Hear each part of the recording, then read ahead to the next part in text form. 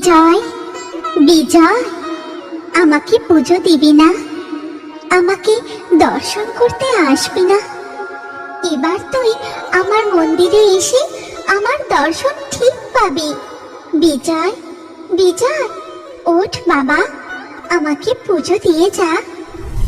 কেশবপুর নামে এক গ্রামে সুজয় আর বিজয় দুই ভাই ছিল। তাদের বাবা মা মারা যাবার পর থেকে বিজয় তার দাদা বৌদির কাছেই থাকতো। দুই ভাই জমিতে চাষের কাজ করত, তার সাথে বিজয় তার পড়াশোনাও চালিয়ে যেত। একদিন সকালে, কি রে বিজয়, হলো তোর? তাড়াতাড়ি চল, আজ জমিতে অনেক কাজ আছে। হ্যাঁ দাদা, আমি একদম তৈরি, চলো।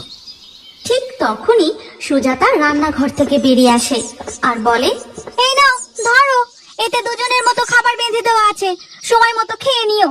সুজয় সুজাতার হাত থেকে খাবার নিয়ে জমির দিকে চলে যায়। তারপর দুই ভাই মিলে জমিতে কাজ করতে থাকে।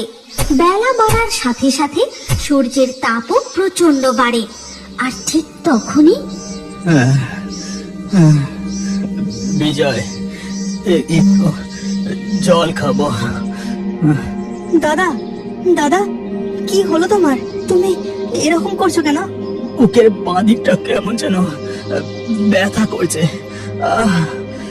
এই কথা বলতে বলতেই সুজয় জ্ঞান হারিয়ে মাটিতে পড়ে যায়। গ্রামের আরো কিছু চাষি মিলে তাকে তুলে বাড়িতে নিয়ে আসে। তারপর ডাক্তারকে খবর দেওয়া হয়। যা বুঝলাম, এনার হাতে একটা সমস্যা দেখা দিয়েছে, আর তারই ফলে বিছানায় শয্যাশায়ী। ইনি কবে পুরোপুরি সুস্থ হবেন তা সঠিকভাবে বলা যাচ্ছে না।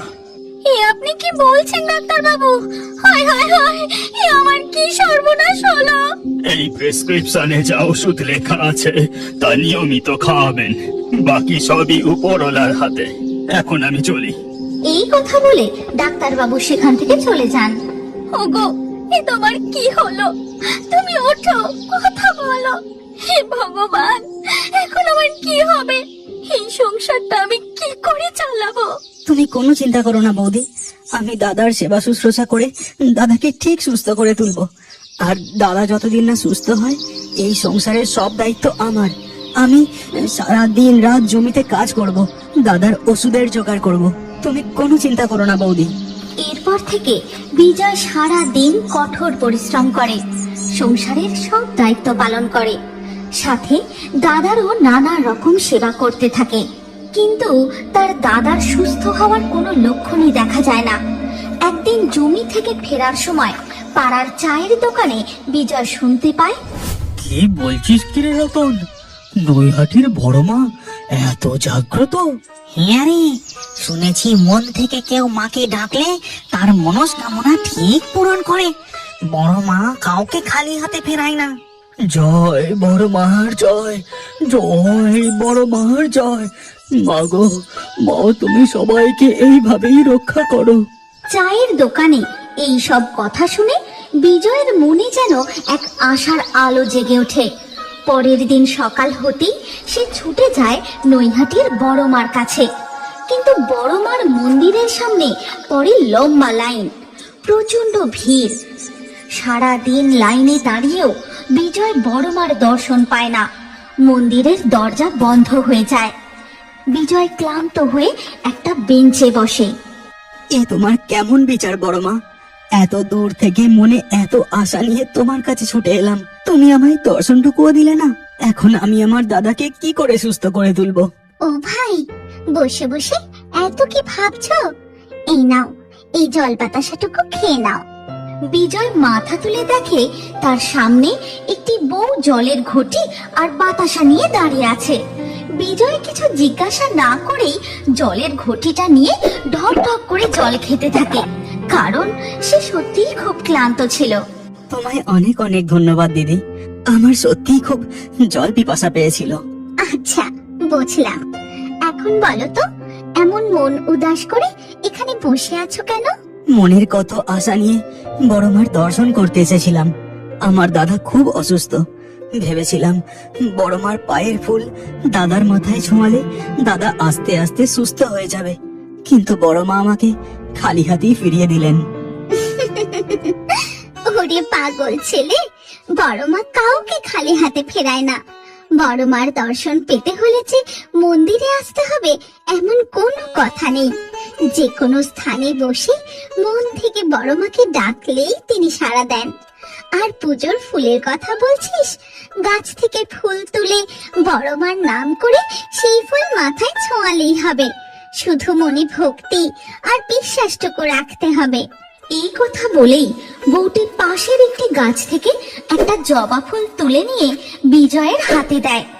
বিজয় চোখ বন্ধ করে চোখের সামনে বড়মার ছবি দেখতে পায়, কিন্তু চোখ খুলে সে ওই বউটিকে আর কোথাও দেখতে পায় না।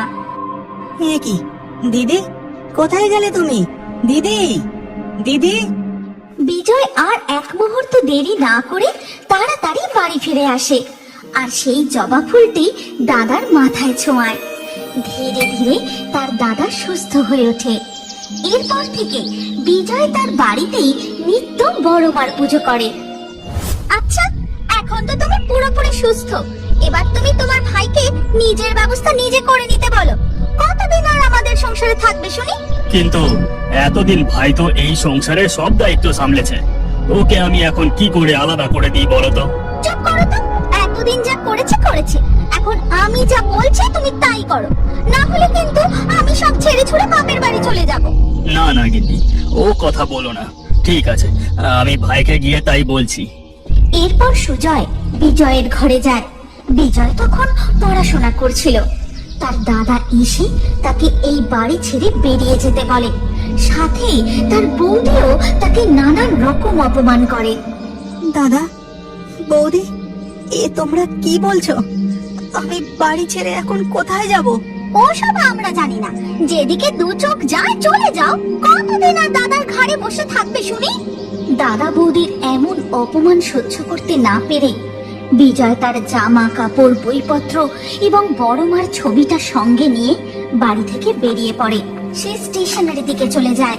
ধীরে ধীরে রাত হয়ে যায় আর রাতের বেলা বিজয়ের ধুম জ্বর আসে।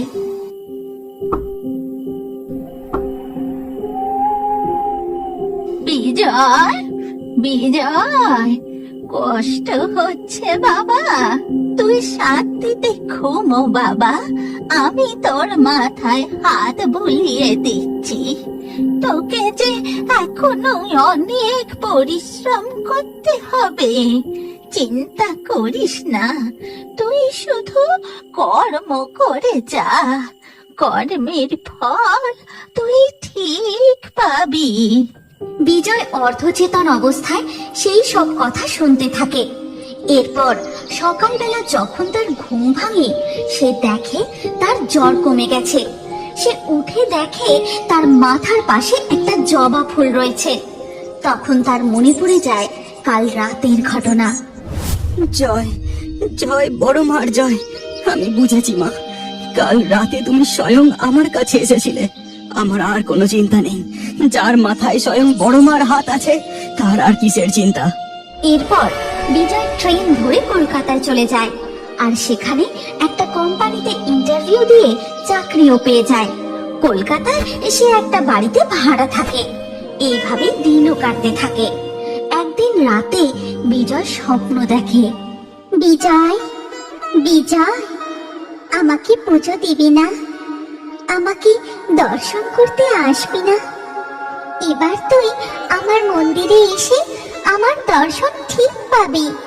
বিজয়, বিজয়, ওঠ বাবা, আমাকে পুজো দিয়ে যা।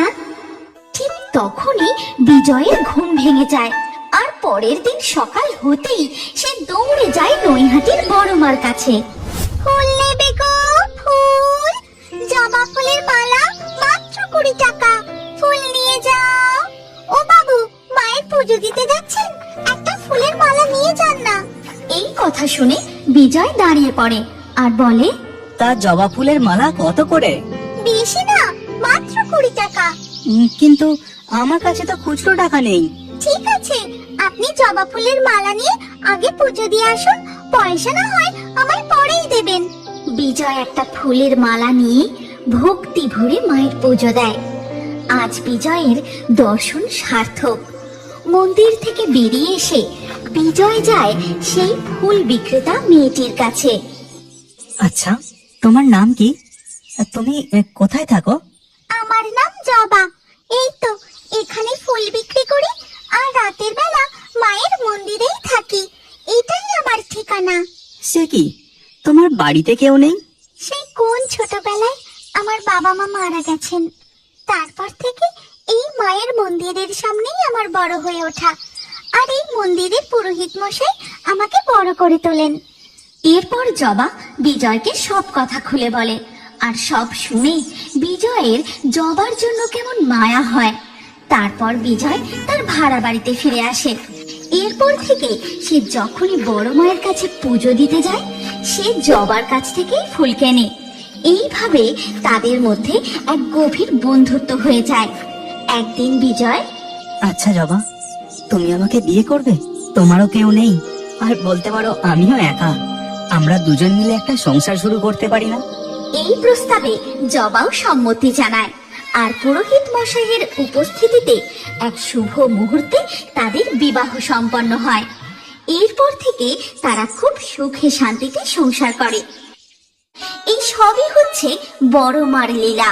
মনে ভক্তি আর বিশ্বাস নিয়ে মাকে ডাকলে মা কখনো মুখ ফিরিয়ে নেন না। এই গল্পের পরবর্তী পর্ব যদি তোমরা দেখতে চাও, তাহলে কমেন্টে নেক্সট পার্ট অবশ্যই লেখো।